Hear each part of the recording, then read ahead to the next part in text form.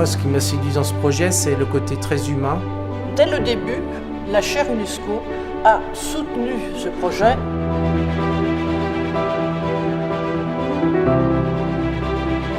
L'objectif est l'ouverture de la Cité de la gastronomie au deuxième semestre de 2019.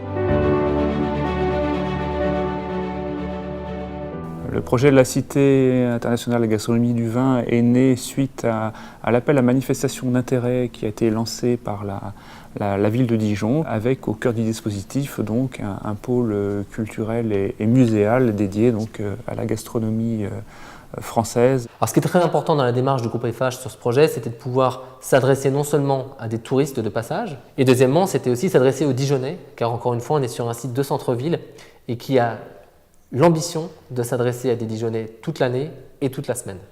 Nous reprenons en fait l'ancien hôpital de Dijon, les hospices de Dijon, au sein duquel nous logerons effectivement la Cité de la gastronomie, notamment son pôle culturel.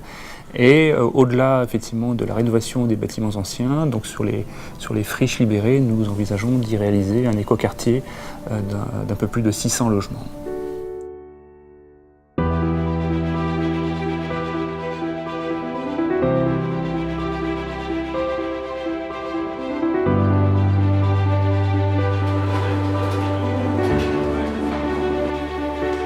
Nous sommes dans la Maison La Meuloise, donc un restaurant qui est 3 étoiles au guide Michelin.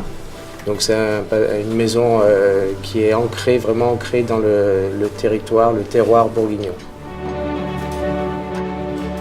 Les premières fois que j'ai rencontré toutes les personnes qui vont s'occuper de la Cité de la gastronomie, c'est un rapport humain avant tout. C'est une envie de bien faire les choses, c'est une envie de transmettre, donner un sens à la Cité de la gastronomie. Pour l'aspect culturel, l'aspect patrimonial, l'aspect académique, il faut que cette cité ait des animations de qualité, de façon à attirer les visiteurs qui ne soient pas seulement quelques Dijonnais ou même quelques Bourguignons.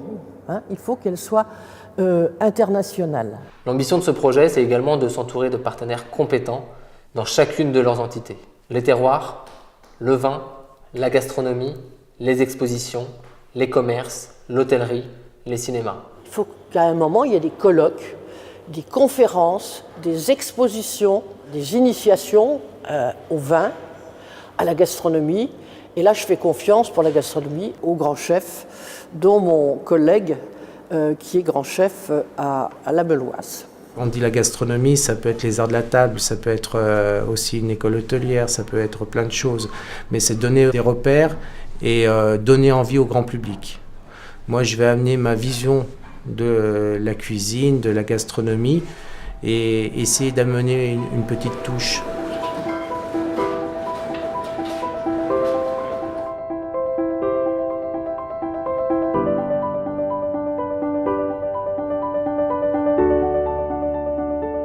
Cette cité de la gastronomie, elle a été conçue aussi en lien avec le classement à l'UNESCO du repas français. Donc notre volonté, c'est à la fois d'avoir des expositions permanentes qui vont traduire cette notion de repas français, mais aussi de faire se succéder des expositions temporaires qui permettront de renouveler au fur et à mesure pour le visitorat les nouvelles découvertes sur le repas français. Ce que les visiteurs cherchent maintenant de plus en plus, c'est bien sûr d'aller à la rencontre d'un thème, mais c'est surtout de vivre une expérience, de vivre une aventure et de la partager dans le groupe de visiteurs. Ça va se concrétiser par des expérimentations, par de l'information, par des jeux, par du spectacle. Donc tout un ensemble d'éléments muséographiques qui vont permettre aux visiteurs de s'immerger dans cette thématique, de le découvrir et bien sûr de l'apprécier. Ce qui est très intéressant, c'est que c'est à la fois un site ancien, mais un site complètement revisité. Donc on va alterner une partie patrimoine, je dirais, historique, et une conception complètement nouvelle, avec des espaces qui vont être très ouverts. Ce que l'on veut, c'est que ça soit une cité qui, dans 10 ans, soit ancrée dans le paysage gastronomique, à la fois français et bourguignon. Mais surtout, ce qui est très important, c'est que ça soit un lieu où il se passe toujours quelque chose, et où les gens ont envie de venir et de revenir.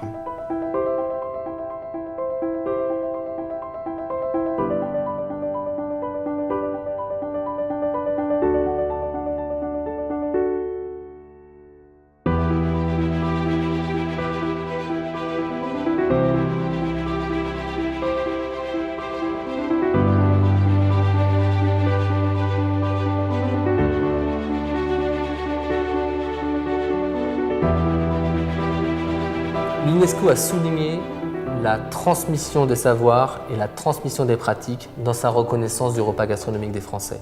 Et c'est ce qu'on a souhaité mettre en valeur via la formation. L'école Ferrandi forme au métier de la gastronomie, mais aussi de l'hébergement, de l'hospitality. C'est une école d'hôtellerie. L'école va proposer 2 types de cursus, un cursus en pâtisserie et un cursus en cuisine. Nous allons aussi créer d'autres types de formations, notamment pour les amateurs, les particuliers dijonnais qui souhaiteraient venir se former à la gastronomie française.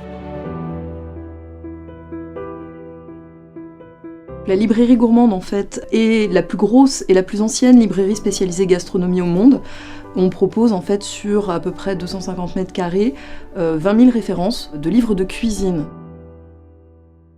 Lorsque les personnes en charge, en fait, de la Cité de la gastronomie de Dijon sont venues me voir, c'est vrai que j'ai tout de suite adhéré au projet. Ça me paraissait cohérent puisque Dijon est une très belle capitale gastronomique, que ce soit par les produits que l'on peut trouver en Bourgogne, par les chefs présents dans la région, bien évidemment, c'est quand même un berceau gastronomique français, et aussi par le vin, car il ne faut pas négliger que quand on parle de livres de cuisine, on parle aussi de livres d'œnologie. La présence qu'il va y avoir, c'est l'école des vins de Bourgogne, qui est une filiale du BIVB, et qui sert à la formation de tout un tas de personnes, des professionnels, des moins professionnels, des amateurs qui veulent découvrir le vin. Et la place importante à prendre, c'était celle-là. C'est de pouvoir apporter à la Cité de la gastronomie une école de formation sur le vin. Pour apprendre à découvrir le vin, on a besoin d'entendre des gens en parler. Et le simple fait de passer 1h30 à apprendre certaines choses permet de continuer d'entretenir après et puis de faire jouer son expérience, si on veut, puis de la partager avec d'autres. On a un vrai rôle pédagogique autour de la Cité de la gastronomie, qui ne doit pas être un musée figé, mais qui doit être quelque chose de vivant, quelque chose d'interactif, et qui doit effectivement porter la gastronomie en dehors des cuisines des chefs. On ne va pas venir sur ce site que pour visiter la partie culturelle du site, mais aussi pour profiter des autres activités qui y seront présentées, que l'on soit un particulier, un touriste ou effectivement des entreprises dans le cadre de séminaires de travail. Le Village by CA est un espace d'open innovation dans lequel se rencontrent des startups, des grands groupes. Chacun coopère dans l'objectif de créer de la valeur. Nous avons travaillé avec des acteurs comme Vitagora, comme la Foodtech. Nous partageons la même feuille de route. Accompagner le développement des startups, favoriser l'émergence de nouveaux champions de l'agroalimentaire. Et bien évidemment, lorsque l'on parle agroalimentaire, la Cité de la gastronomie trouve tout son sens. Le futur hôtel de la Cité s'inscrit dans le projet global de la Cité internationale de la gastronomie et du vin, qui est un projet ambitieux, un projet international. Donc nous nous attachons bien évidemment à respecter les valeurs de la ville de Dijon sur l'éco-citoyenneté, sur la rencontre, sur le tourisme bien sûr, mais surtout sur le fait de pouvoir se rencontrer et se divertir dans un lieu convivial.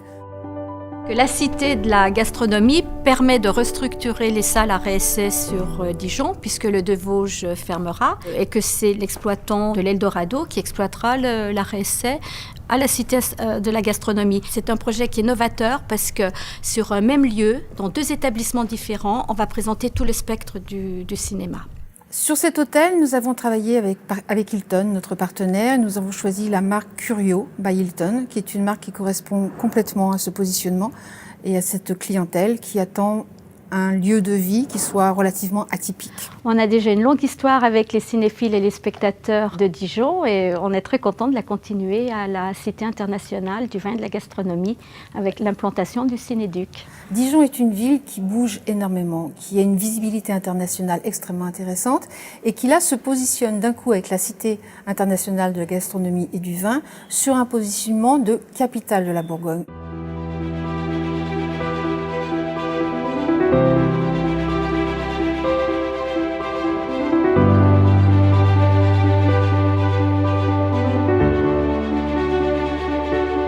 Dijon, c'est la ville gourmande par excellence, c'est la ville du terroir, c'est le représentant de la région Bourgogne.